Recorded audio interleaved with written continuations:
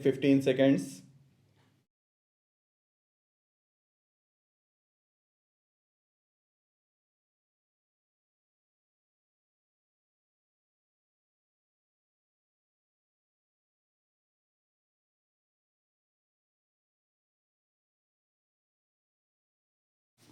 Sir, my question is whether there is any particular strategy at all which our government is applying to control the price rise, because we had the 3 years of the Janta rule when there was no strategy at all. Even the plan was called the rolling plan. That is why I am asking what is the strategy. It is not my intention to theorize here or to sound scholastic, because scholastic debates are not meant for parliament, but common sense is. I firmly believe that no theory can be viable unless it can be understood by common sense. In a nutshell, I look at the economic strategy of our government in the 1980s as radically different from the past. There was hardly any difference in the styles and approaches of the previous 2 decades. The approach then was one of the demand management without caring for the supply side. The Keynesian scholars who dominated the planning process in those days presumed that the role of the government in the economy was only confined to maintaining the suitable levels of aggregate demand. And since the government alone could print money, the chief instrument of demand, it was also presumed that physical measures alone could control the entire economy. Thus, demand held the key to all government policies, and slowly the supply side got a back seat. So, when there was a glut of goods in the market, it was thought that the crisis could be warded off by discouraging savings and encouraging spending, that is, through a physical remedy. Similarly, in a condition of scarcity, the first thing that the government would do was to tax the goods heavily, thus trying to lower consumption by artificial means.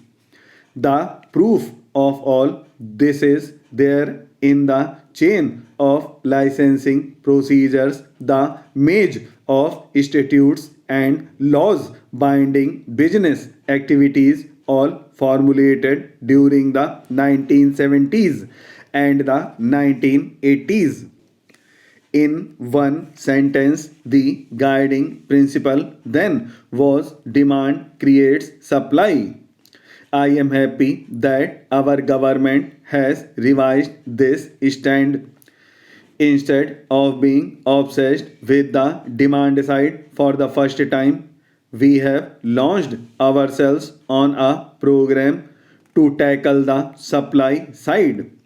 We now want to say that if the prices refuse to come down, if the inflation rate leapfrogs, the government cannot solve the problem by taxing the goods, by passing laws that will only discourage consumption.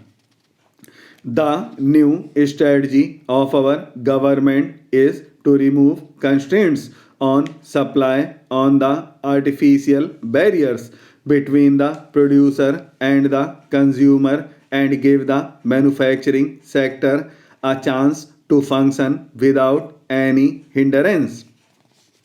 The supply side economics has an emphasis on growth and not on distribution. Actually, supply side economics is in direct contrast to the demand side economics which we have been following earlier. Though I am in full agreement with this theoretical shift, which is now being totally reversed by the theory that supply creates demand, I would have been happier if all round measures were taken to improve supplies.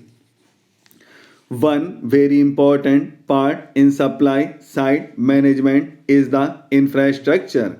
The toning up of the infrastructure has to be done with greater effort and with more speed.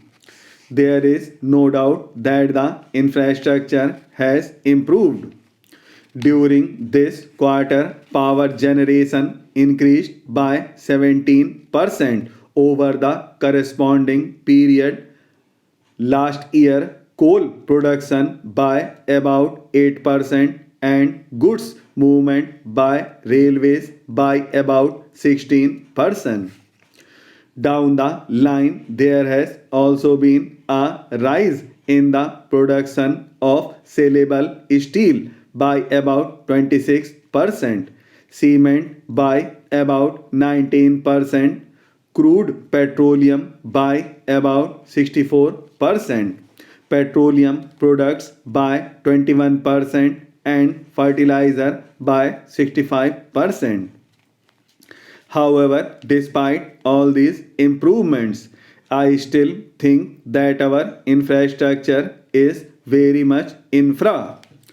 Even though our coal production has registered such a sharp increase, there has been chronic shortages for superior grade coal used in industry. The movement of goods on the railways has increased, but one still has to ponder how much of it is due to higher prices for trucking and how much of it is genuine. We have also to see to what extent the increase in our power generation is because of the good monsoon, because of which the generation of hydel power has to be commensurate with the supply side management which we are attempting. In fact, our attempts have to be doubled towards infrastructure within the next couple of months. One crucial area of concern for all of us should be the money supply situation. While I commend the efforts made by the government for decreasing the money supply situation in the country, I still feel that the recent impounding of currency in our monetary systems is not adequate enough. The cash reserve ratio and the statutory liquidity ratio have been increased. This may curtail the liquidity of the banks to the trading sector. The debate on planning is a truly national occasion, and I am glad that honorable members have taken it seriously, even though there has been much criticism. We have got used to such criticism. First, it used to be on the very concept of planning.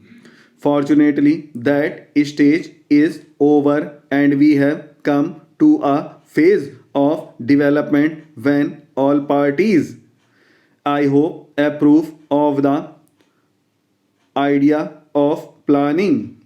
Some have approved of some portions of the plan but have reserved their criticism for the manner in which many programs have been implemented. There are some who do not at all approve of the manner in which we plan. Now, obviously, each one of us stand for certain ideas and for certain methods of functioning.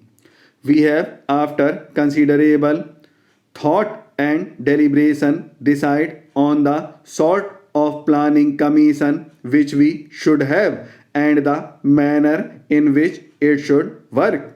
The Planning Commission consists of independent, non party, non political experts, but even they are not solely responsible for the plan. The plan is drawn up on the basis of numerous discussions with people at different levels.